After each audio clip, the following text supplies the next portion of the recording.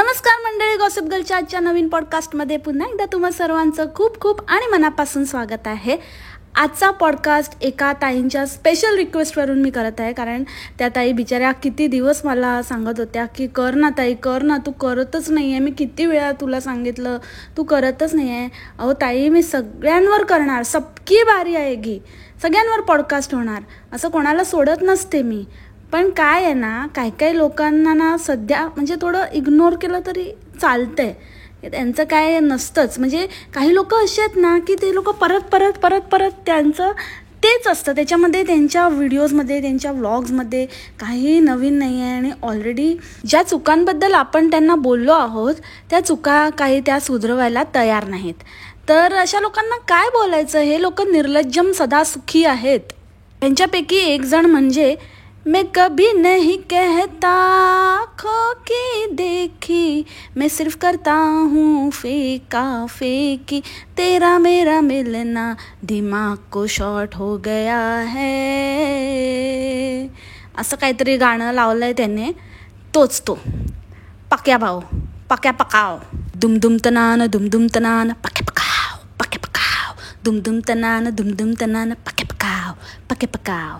कसं वाटलं तुम्हाला मंडळी माझं? त्याच्या टायटल सॉन्गपेक्षा भारी आहे ना ही पक्या. तुझी पकाऊ ओव्हर ॲक्टिंग आहे ना, थोडी कमी कर. काय ॲक्टिंग, एवढ्या येडपटासारखा नुसता ओरडत असतो आणि इतका लाऊड ॲक्टिंग करतो छोट्या छोट्या गोष्टींना इतकं लाऊड ॲक्टिंग करेल ना, काय विचारायला नको. एक तर त्या व्हिडिओजमध्ये काही दमच नसतो आणि त्याच्यामध्ये ह्याची ती ओव्हर ॲक्टिंग बघून तर आणि ते बघावेसे वाटत नाही. हा लोकांना विचारतो की तुम्ही मला ना सांगा, मला कॉमेंटमध्ये सांगा की तुम्हाला आमचे व्लॉग्स का बघायला आवडतील. अरे बाबा, आम्हाला का बघायला आवडतील याचं कारण तर नाही माहिती, पण तू आम्हाला विचार का बघायला आवडणार नाहीत, त्याची आम्ही तुला ना 100 कारणं देतो. हां, मग ते सांगितल्यावर बंद करशील का हे तुझं पकाऊ व्लॉग्स? दोघांची पण जीभ जड झालेली आहे, दोघांनाही बोलता येत नाही. आणि ह्याचं तर म्हणजे ती तर मोठी एकदम कॉन्व्हेंट रिटर्नच आहे इतरांसारखी, आणि एकदम काहीतरी इंग्लिश वगैरे. पण ठीक आहे, ती ॲटलिस्ट इंग्लिशचे 4 शब्द बोलते, ते तरी बरोबर बोलते. पण ह्याचा तर उजेडच आहे, उजेड. ह्याला कोणी ना जॉब दिला आहे तेच मला कळत नाही. कसं काय असल्या लोकांना जॉब पण मिळतात आणि कसं काय हे लोक एवढे जॉबचा मास दाखवतात. एकतर ते एवढं हाईप केलं, बापरे आता तर माझ्या चिवने नोकरी सोडली, आता काय होणार. आणि लोकांना ना तंगवलं अक्षरशः की काय झालं काय. आणि लोक पण असे येडे आहेत ना, असं ना अशा लोकांमुळेच ह्यांचं फावलंय. असं त्याला ना फाट्यावर मारायला पाहिजे होता ना, की सारखा असं काहीतरी फालतू स्टंट करत असतो, सारखं लोकांच्या मनाशी खेळत असतो, त्यांना उगाचच काहीतरी फालतू प्रश्न विचारतो आणि असलियत काहीतरी वेगळीच असते. हा धडधडीत लोकांच्या भावनांशी खेळतो, त्यांना टेकन फॉर ग्रांटेड घेतलं ह्याने. आणि लोक ह्याला कसले काय याच्या कॉमेंट्सला उत्तरं देतात आणि कशाला स्वतःचा काटून घेतात, मला तेच कळत नाही. किती ते नाटक केलं. आता जॉब सोडणार, मी म्हटलं की ठीक आहे, बिंदास सोड तू, काही प्रॉब्लेम नाही आहे, आपण करू, सगळं काही नीट होईल आणि तुला जे वाटतं तेच कर, आमचा तुला फुल सपोर्ट आहे. अरे चक्क्या पक्क्या, आम्ही ना तुला चांगलंच ओळखून आहोत, समजलं का? तू एवढा आणि सपोर्ट करणार आणि जॉब वगैरे सोडण्याला तू एवढं हां सगळं काही मी बघतो, एवढा दम आहे का तुझ्यामध्ये? अर्ध तर तीच चालवते, तू तर काय करत असतो काय माहिती. घरी बसून असतो आणि पोरीला सांभाळतो, फावल्या वेळात काहीतरी ऑफिसचं काम करतो. म्हणजे चूक काय नाही आहे, कर तू, पण तिच्या जीवावर आहे सगळी भिस्त. तर तू तिला काय सांगणार आहे की चालेल म्हणून वगैरे? ती तुला बोलते तर आम्ही समजू शकतो की बाबा तू जॉब सोडतोय आणि ती बोलते की हां बिंदास छोड, मैं हूँ, म्हणजे हिंदी बोलता ना तुम्ही म्हणून बोलते, मैं हूँ, तू टेन्शन मत ले वगैरे. ती तुला दिलासा देऊ शकते, पण तू जॉक. आणि तू जेव्हा हे सगळं बोलत होता ना, तेव्हाच मी समजून गेलेले की हा ना काहीतरी हुलाहुल देतोय, मोठा स्वतःला वाईफ सपोर्टर दाखवतो. वाईफला सपोर्ट केल्याशिवाय चालणारच नाही, वाईफच्या सपोर्टनेच घर चालतंय, तर मग कसं काय वाईफला सपोर्ट न करून चालेल? एक व्हिडिओ काढला, फुल त्याच्यामध्ये टाइमपास केला. आता ही काय करणार आहे, काय आहे, नेक्स्ट आमचा प्लॅन काय असणार आहे, हे ते लोकांना काहीतरी त्यांच्या डोक्यात किडा सोडला. त्यांनी पण मूर्खासारखे, कामधंदे नसल्यासारखे ह्याच्या फालतू गोष्टीवर विचार केला, त्याला कमेंट केले, झालं. दुसऱ्या दिवशी व्लॉग आला, की तिने दुसऱ्या काहीतरी सेक्टरमध्ये, म्हणजे जे तिचं ऑलरेडी जे जॉब प्रोफाईल होतं त्याच्यातनं ती बाहेर पडून काहीतरी नवीन एक्सप्लोअर करते. ती आता वेगळ्या इंडस्ट्रीमध्ये तिने प्रवेश केला आहे. आणि ती बरोबर बोलली की लॅपटॉप देताना थोडं जिवारी लागलं. बरोबर, तेवढंच एक दुःखाची गोष्ट ना आत्ताच मिळालेली, पण त्याच्यावर व्लॉग छापून घेतले ते. म्हणजे त्या लॅपटॉपच्या किमतीचे तुम्ही कमवलेच असतील त्या व्लॉगने, तर वसूल झालं आहे. तर स्वतःचा नवीन घ्या त्याच्या बदल्यात लॅपटॉप. ते तो लॅपटॉप मिळाला तेव्हा व्हिडिओ काढून तुम्ही एकदम हाईप क्रिएट केला होता ना, तर त्याचा तो व्हिडिओ व्हायरल झाला असेल आणि मग त्याचे जे तुम्हाला व्ह्यूज मिळाले असतील, त्याचे जे पैसे वसूल झाले असतील, त्या पैशाने स्वतःसाठी लॅपटॉप घ्या चांगला स्वतःचा असा, नाही का. तसं पण तू तो डिझर्वच करत नव्हती, कारण तू जे म्हणतेस ना मी 5-5.5 वर्ष काम केलं, तर मुळात त्यातली 3.5 वर्ष तर तू घरीच होतीस. त्याच्यानंतर पण मध्ये जात होती, नाही तर मध्ये तुला सबॉटिकल मध्ये टाकत होतीस, तर ते तर होतंच तुझं. तर त्याच्यामुळे ते तू राहूच दे. म्हणजे ती कशी 5 वर्षामधला हार्डली 1 वर्ष गेलीस आणि आता तू सोडलेस. ते पक्याचा डोळा होता ना, तर तू स्वतःसाठी स्वतःच्या कामासाठी त्याला वापरला असता तर कदाचित ते राहिलं असतं तुझ्याकडे. पण हे जे नॉन डिझर्विंग लोक असतात ते त्याच्यावरती डल्ला मारतात ना, तर ती वस्तू हातातनं जातेच. 10 वेळा आईला घेऊन येतो. आईला तर ह्या लोकांनी काय त्या मुलीला सांभाळण्याचंच हे बनवून ठेवलं आहे. 10 वेळा तिला आणायचं गरज पडली की, आणि मग झालं गरज सरो आणि पाठवून द्या आईला मग. आणि मग तिला आता काहीतरी दाखवायला मी किती असं चांगला मुलगा आहे. आपल्या आईवडिलांना काय नाही, आपल्या आईवडिलांना फक्त काही छोट्या गोष्टी हव्या असतात, फार काही मोठं नको असतं वगैरे, हे सगळं काहीतरी ज्ञान दिलं आणि घेऊन गेला मॉलमध्ये. आणि तिकडे नेऊन फक्त मॉल फिरवला, फक्त दाखवलं. म्हणजे आपण जर विंडो शॉपिंग म्हणतो ना, विंडो मॉल टूर होती हिची. फक्त शॉपिंग तर नाहीच, विंडो शॉपिंग पण नाही, नुसतंच असं हा मॉल आहे, हे असं दिसतो मॉल, फक्त तेच दाखवलं कारंजे बिरंजे आणि आणलं परत. आणि म्हणे आम्हाला भूक लागली होती ना म्हणून आम्ही आलो परत. अरे मग खायचं होतं ना तिथे. एक दिवस घरात नाही खाल्लं तर काय, जसं काय तू एकदम घरीच येऊन खातोस जेवतोस नेहमी, उद्या खाल्लं असतं. पावभाजीच होती ना, पावभाजी राहते दुसऱ्या दिवशी अजून छान लागते. आणि ह्याला बोललं तर राग येतो, पण हा करतोच अशी हरकत आहे. ह्याला विचारलं की का नाही ते तुझ्या आईला काही घेऊन दिलं, का नाही तू असं छोटी मोठी गोष्ट पण काय घेतलं, काय शॉपिंग केलं, तर म्हणतो नाही काय नाही केलं, लक्ष्मी इथे होती ना. लक्ष्मी म्हणजे तीच ती चिवला घरी ठेवून गेलेला म्हणून आईला काय घेतलं नाही. याला काय अर्थ आहे का? चिव देणार होती का त्याचे पैसे, तुझ्या आईचा खर्च किंवा काही पण असेल चिव काढते का? चिव देणार होती, चिव नव्हती म्हणून तू आईला काही घेऊन नाही दिलं. इतकं काही घेऊन नाही दिलं की त्या माऊलीला काय खायला पण नाही दिलं तू. मी असं नाही म्हणत की जेवायलाच बसायचं होतं, पण काहीतरी असं हलका फुलका नाश्ता, चाट आयटम किंवा काहीतरी तरी ती खाऊ शकत होती ना. तिथे जिथे ते राहतात तिथे तर एकदम खाऊ गल्ली आहे. तिला तर सवय असेल, असं नाही की ती नसेल खात बाहेरचं.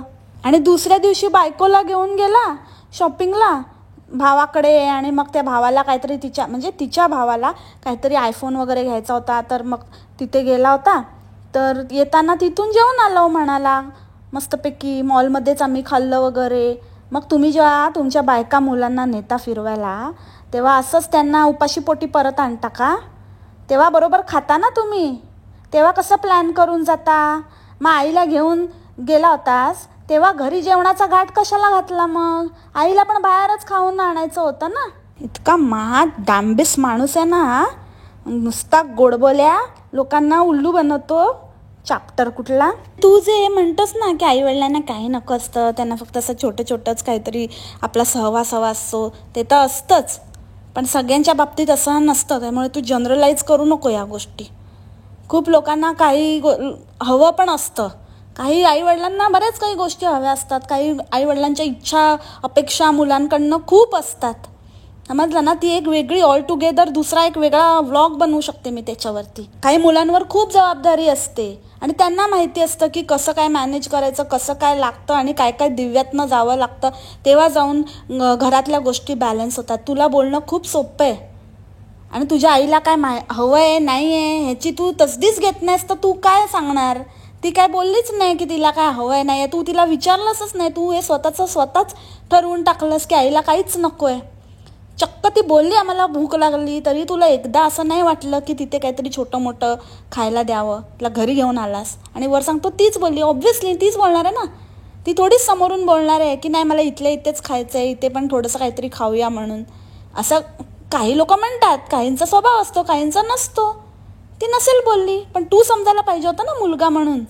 अशा बऱ्याच गोष्टी असतील की ज्या ती तुझ्याकडनं अपेक्षा करत असेल, पण काही मुलं अशी असतात की जे अपेक्षांचा काही लोडच घेत नाहीत, त्यांना काही फरकच पडत नाही, जी जबाबदारीच घेत नाहीत, तर त्यांना नेहमी असंच वाटतं की आपल्या आईवडिलांना आपल्याकडनं काहीच नको आहे. आणि त्या भावाच्या मुलीला सायकल घेऊन दिली, दाखवलं, आणि डान्स क्लासला, अरे बाबा ती राहिलीच किती दिवस, डान्स क्लासला वगैरे घालायला आली आणि गेली. त्याच्यामध्ये कुठले डान्स क्लास आणि किती काय तिने अटेंड केले, किती सेशन अटेंड केले, काय नाही, तोंडाला येईल ते बोलायचं. कोण बघायला येतं आहे खरंच काय करतो की नाही करत.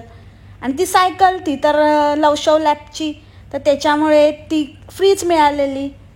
ते तुम्हाला सगळं फ्रीच मिळतं, तर ते फ्री उघडून दाखवायला काय आहे, तुझ्या व्हिडिओमध्ये असतं काय. त्या दिवशी पण लिटरली 25 मिनिटाचा जर व्हिडिओ असेल तर 25 मिनिटातला 20 मिनिटं हा माणूस सायकलच चालवत होता. आधी त्या सायकलचं अनबॉक्सिंग केलं, आणि मग नंतर ह्याची मुलगीने कसं काय त्या सायकलवर डल्ला मारला ते दाखवलं. मग आमची आहेच अशी एकदम मस्तीखोर आहे, एकदम धीट आहे, एकदम चतुर आहे, असं मग तिला बोलून काय काय तिचंच आधी गुणगान 10 मिनिटं गेलं. नंतर मग बायकोने घेतली ती सायकल, मग ती बायकोने फिरवली, मग ही बघा कशी क्यूट आहे माझी बायको, कशी सायकल चालवते, तिचं आणि 10 मिनिटं गुणगान. असं करून या माणसाने 20 मिनिटं त्याच्यातच घालवली. आणि शेवटी जिच्यासाठी आणलेली तिने किती सायकल चालवली ते तिचं तिलाच माहिती. अशा फुकट गोष्टी ना काहीतरी मिळाल्या आणि आम्ही असं खूप काही देतोय, खूप काही करतोय आपल्या फॅमिलीसाठी, हे कोणाला तरी दुसऱ्याला जाऊन गंडवजा, आम्हाला नको. तर एक दिवस वॉटर पार्कला गेला, तर ते वॉटर पार्कचाच अख्खा व्लॉग दाखवला. त्याच्यामध्ये काय नाही, नुसते यांचे राईड्स आणि हे सगळं, तेच सगळं बघायचं लोकांनी. त्या मुलीला तर इतकं म्हणजे हे अशीच आहे, ती मस्तीखोरच आहे, ही एकदम शैतान आहे, ही एकदम अशी आहे तशी आहे करून करून इतकं लाडवलंय की अति लाडात येते ती. म्हणजे तिला शिस्त लागेल की नाही मला थोडं शंकाच वाटते, कारण असं म्हणजे मुलांबद्दल बोलू नये, पण जे दिसतंय ते मग बोलावं लागतं. ती खाणं काय उडवते, सगळं पडतं काय खाली, आणि नेहमी तिच्या मस्तीच करत असते. असं तिला काही असं हेच नाही करत, हे लोक कुठेच रोकटोक करत नाहीत, जे करायचे ते करू देतात. हे इतकं पण असं मुलांना सोडून ती काय मस्तीखोर आहे, मस्तीखोर सगळी मुलं मस्तीखोर असतात म्हणून काय त्यांना वाटेल ते करायला सोडून नाही द्यायचं. त्यांना वेळच्या वेळी आवर घालायचा असतो. जे रॉंग आहे ते रॉंग आहे, ते त्यांना कळलंच पाहिजे. आणि ह्याचा पण कॅमेरा अत्यंत वाईट, म्हणजे कॅमेऱ्याचे अँगल अत्यंत वाईट असतात. हा कुठेही कॅमेरा मारत असतो. त्या मुलीचं पण मला ह्यांचं काही कळतच नाही. तुम्ही त्या मुलीला दाखवताना तुमचं भान असतं का की ती मुलगी कशी बसली आहे, ती खूप लहान आहे, तिला तर नाहीच समजत, पण तुम्ही व्यवस्थित, म्हणजे जर तुम्हाला इतकंच दाखवायचं आहे तर मग तिची प्रॉपर काळजी घ्या. तिला असं शर्ट पॅन्ट वगैरे काहीतरी व्यवस्थित घाला की जेणेकरून तिचे कपडे, म्हणजे तिचे जे प्रायव्हेट पार्ट्स आहेत ते झाकले जातील. त्यानंतर फ्रॉक घातला तर आतमध्ये लेगिन्स वगैरे घाला, नाही तर मग दाखवू नका एवढी काळजी जर तुम्ही नाही घेऊ शकत तर. अख्खा वेळ ती मुलगी डायपरवरच फिरत असते आणि हा तिला तसंच डायपरवर शूट करत असतो. आणि म्हणजे ती कधी झोपलेली असते, पायवर करते वगैरे. लहान आहे, आय अग्री, लहान आहे. तुमच्या आमच्यासारख्यांचं म्हणजे आपल्याला असं काही मनात येणार नाही किंवा वाईट नाही वाटत, पण जरा लार्जर स्केलवर विचार करा. तुम्ही स्वतः सोशल मीडियावर आहात, तुम्हाला स्वतःला माहिती असलं पाहिजे की सोशल मीडियाचे दुरुपयोग काय असतात. जसं तुम्ही सदुपयोग करून घेतायत तसे त्याच्या भयानक लेवलचे दुरुपयोग पण करतात लोक सोशल मीडियाचा वापर दुरुपयोगासाठीही करतात. ते पण लक्षात असलं पाहिजे आणि त्याची पुरेपूर काळजी आपण घेतली पाहिजे. पण काय बोलणार ह्या लोकांना, हे इतके डॉलरच्या मागे आंधळे झालेत, इतके आंधळे झालेत की ह्यांना ना खरंच, म्हणजे ह्यांना असं नाही, ह्यांच्या जवळपासमध्ये किंवा प्रत्यक्ष अप्रत्यक्षपणे ह्यांना कुठेतरी ना असा एक धक्का लागल्याशिवाय ना ह्यांचे डोळे उघडणारच नाहीत. कारण आपण बोलतो तर ते प्रत्येक वेळेला ते नेगेटिव्हली घेतात, पण खरं तुम्हाला ते तेव्हा कळेल की आम्ही का बोलत होतो, किंवा काय उद्देश आहे आमच्या बोलण्याचा, जेव्हा ह्या गोष्टी तुमच्या अंगाशी येतील. आणि खरंच मी देवाजवळ प्रार्थना करते की असं काही कधीही कोणाच्या बाबतीत होऊ देऊ नकोस. फक्त ह्यांना असा काहीतरी दृष्टांत दे की ह्यांना ह्या गोष्टीचं महत्त्व कळेल की बाबा असं आपल्या मुलांना नका दाखवू, असा वापर नका करू मुलांचा. त्यामुळे भरपूर जणांनी कॉमेंट केलेल्या की तू होममेकर्सना खाली लेखतोस, म्हणजे कमी लेखतोस आणि त्यांना तुला असं म्हणजे खूप गुर्मी आहे तू. आणि मग हा म्हणतो की नाही मी तर असं काहीच नाही म्हणालो, मी कधीच नाही म्हणालो. अरे बाबा, डायरेक्टली असं कोण बोलत नाही, पण इनडायरेक्टली आपल्या बोलण्यातनं किंवा आपल्या वागण्यातनं, आपल्या व्हिडिओजमधनं असे मेसेजेस जातात.